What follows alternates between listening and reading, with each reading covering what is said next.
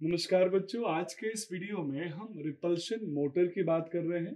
ये भी single phase synchronous motor का एक टाइप है।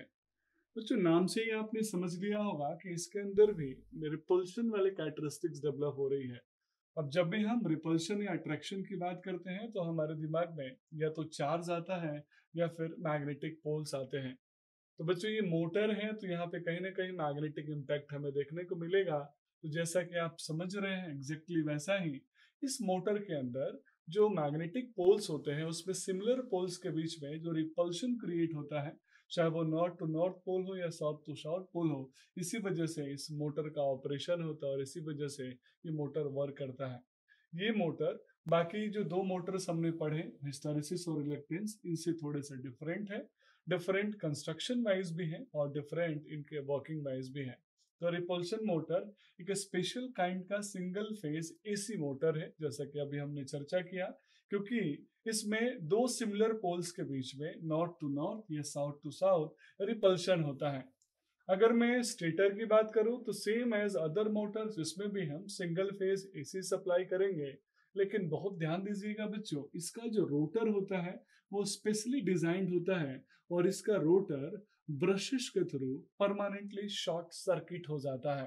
यानी आप ध्यान दीजिएगा, इसके कंस्ट्रक्शन में आपको एक स्पेशल चीज ये मिलेगी कि इसका रोटर शॉर्ट सर्किट होता है। अब आइए बच्चों, हम रिपल्शन मोटर के कंस्ट्रक्शन को समझ लेते हैं। कंस्ट्रक्शन में हम तीन इंपॉर्टेंट कंपोनेंट के बारे में बात करेंगे, स्टेटर, रोटर और साथ में कम्यूटेटर और brushes.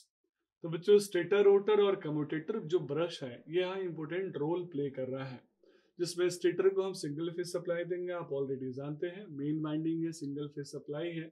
Just like induction motor, आप चाहें तो फिर स्प्लिटिंग करके पल्सेटिंग फील्ड को रोटेटिंग फील्ड में कन्वर्ट कर सकते हैं। यहाँ रोटर पे हमने डिस्ट्रीब्यूटेड डीसी कनेक्शन किया है थ्रू द कम्यूटेटर, और हमने इसमें डीसी मोटर की तरह अरेंजमेंट डेवलप किया है। साथ में हमने कार्बन ब्रशेस लगाए हैं, और ध्यान दीजिएगा कार्बन ब्रशेस की मदद से हमने दोनों कार्बन ब्रश के थ्रू इसको शॉर्ट किया है, यानी रोटर हमारा यहाँ पे शॉर्टेड है। आप इस सिंगल लाइन डायग्राम में आसानी से देख सकते हैं कि कैसे स्टेटर वाइंडिंग और रोटर वाइंडिंग अलाइंड है, और विद रिस्पेक्ट टू एक्सिस आप देखेंगे कैसे रोटर के दोनों ब्रशेस एक दूसरे से शॉर्टेड हो रहे हैं और ब्रशेस के थ्रू हम शॉर्ट कर रहे हैं। आइए अब हम वर्किंग प्रिंसिपल को समझते हैं। तो बेसिक वर्किंग प्रिंसिपल बहुत सिंपल है, नाम से ही समझ में आ रहा है। सिमिलर पोल्स के बीच में रिपल्शन होता है, वो चाहे नॉर्थ नॉर्थ पोल के बीच में हो या फिर साउथ साउथ पोल के बीच में हो। अपोजिट पोल होगा तो अट्रैक्शन होगा, सिमिलर पोल होगा तो रिपल्शन होगा। तो रिपल्शन मोटर सिमिलर पोल्स के रिपल्शन प्रिंसिपल पे वर्क करता है। अगर हम इसको रिपल्शन को और डिटेल में एनालाइज करना चाहें तो हम मैग्नेटिक मटेरियल के बेसिक कंसेप्ट्स को भी यहाँ पे रिव्यू कर सकते हैं। आइए बच्चों, इसके बेसिक कंस्ट्रक्शन और अरेंजमेंट के बाद हम इसके कुछ रोटर अलाइनमेंट के बारे में भी चर्चा कर लेते हैं। जैसे रोटर वाइंडिंग, स्टेटर वाइंडिंग में हमने देखा था कि जैसे हम सिंगल फेज सप्लाई देंगे तो मैग्नेटिक फ्लक्स प्रोड्यूस करेगा, और जो मैग्नेटिक फ्लक्स प्रोड्यूस करेगा उसका अलाइनमेंट आप चाहें तो डायरेक्ट एक्सिस के थ्रू रख सकते हैं। सिमिलरली बच्चों, यहाँ पे रोटर में वो फ्लक्स मैग्नेटिक फ्लक्स लिंक होगा, और जब लिंक होगा तो उसमें ईएमएफ इंड्यूस्ड करेगा। और जब रोटर शॉर्ट सर्किटेड है तो जस्ट इमेजिन कीजिए इंडक्शन मोटर शॉर्ट सर्किटेड होने की वजह से रोटर के अंदर लो वैल्यू ऑफ ईएमएफ पे high value of current flow होगा, और इसी वजह से उसके अंदर टॉर्क प्रोड्यूस होना स्टार्ट हो जाएगा। और इसी इलेक्ट्रोमैग्नेटिक इंडक्शन प्रिंसिपल, इसी इलेक्ट्रोमैग्नेटिक इंडक्शन टॉर्क की वजह से मेरा रिपल्शन मोटर स्टार्ट करेगा। आइए अब हम रिपल्शन मोटर के बेसिक कैरेक्टरिस्टिक्स की बात कर लेते हैं। सबसे पॉजिटिव है that is high starting torque. आप देख रहे हैं कैसे हमने शॉर्ट सर्किटेड किया है कार्बन ब्रशेस के थ्रू, तो low value of induced EMF पे high value of torque develop होगा, क्योंकि वह high value of current develop होगा।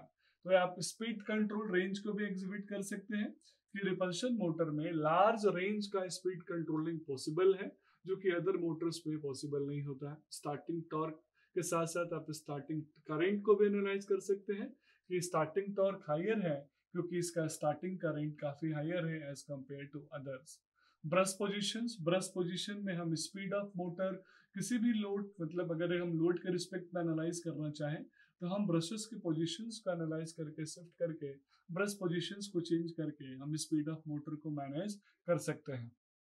ये बच्चों हम रिपल्शन मोटर के एप्लीकेशंस को समझ लेते हैं। प्रैक्टिकली हम हाई स्पीड लिफ्ट्स में रिपल्शन मोटर यूज करते हैं। इलेक्ट्रिकल लोकोमोटिव्स आपने देखा होगा, और लोकोमोटिव्स में आपने देखा होगा कैसे हम मैग्लेव ट्रेन का जब कंसेप्ट डेवलप करते हैं तो वहाँ हम रिपल्शन यानी रिपल्सिव फोर्स से जो ट्रैक्टिव एफर्ट डेवलप होता है उसके बेसिक कंसेप्ट्स को भी समझते हैं।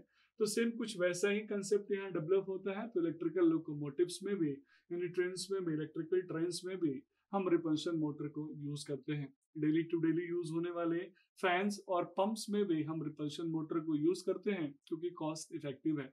Printing presses, textile mills, film winding machines, इन सभी जगहों पे हम अपने रिपल्शन मोटर के कॉस्ट इफेक्टिव और high starting torque, high starting current की वजह से प्रीफर करते हैं। तो repulsion motor single phase synchronous motor का एक टाइप है। ये अदर दो मोटर्स यानी रिलक्टेंस और हिस्टैरिसीस मोटर की तरह ये भी अपना इंपॉर्टेंट रोल अपने डोमेन में प्ले करता है। आई होप आपने समझ लिया होगा कैसे रिपल्शन मोटर अपने रिपल्सिव कैरेक्टरिस्टिक्स यानी सिमिलर फोर्स में जो रिपल्शन होता है उसके कैरेक्टरिस्टिक्स पे वर्क करके हाई स्टार्टिंग टॉर्क डेवलप करता है। That's all about this video. Thank you so much.